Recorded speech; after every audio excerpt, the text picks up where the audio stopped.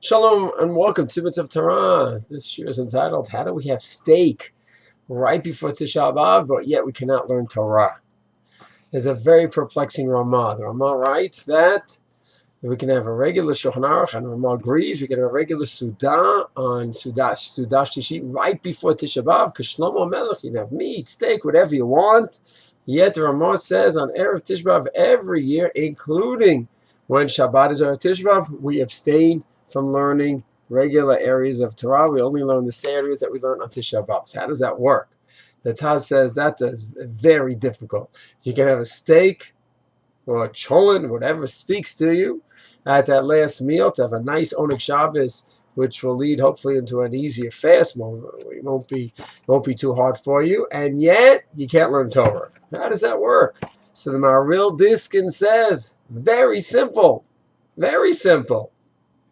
When we have a nice steak, meat, cold cuts, whatever, salmon, whatever we're having for Sudah Shlishi, minutes before Tisha B'av arrives, we are fulfilling what mitzvah? The mitzvah of Oneg Shabbat.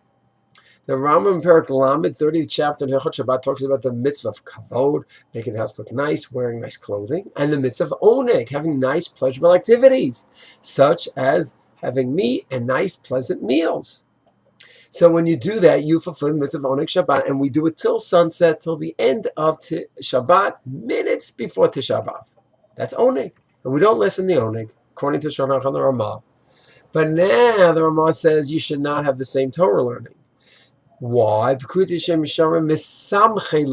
Torah makes us happy, simcha. So yes, we limit the simcha of Torah learning the time right before Tisha B'av, the hours before Tisha B'av. A little bit more of a subdued state, but we're lessening simcha. We're not lessening oneg.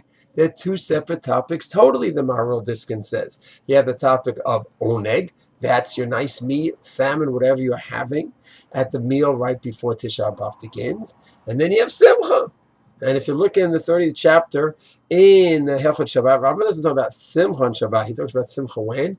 In Perek Vav. In Hilchot Yom Tov, then he talks about the mitzvah simcha. So on simcha, the Ramah says you should lessen that, be a little bit more subdued as the day of Tisha B'av arrives, even if it's Shabbat.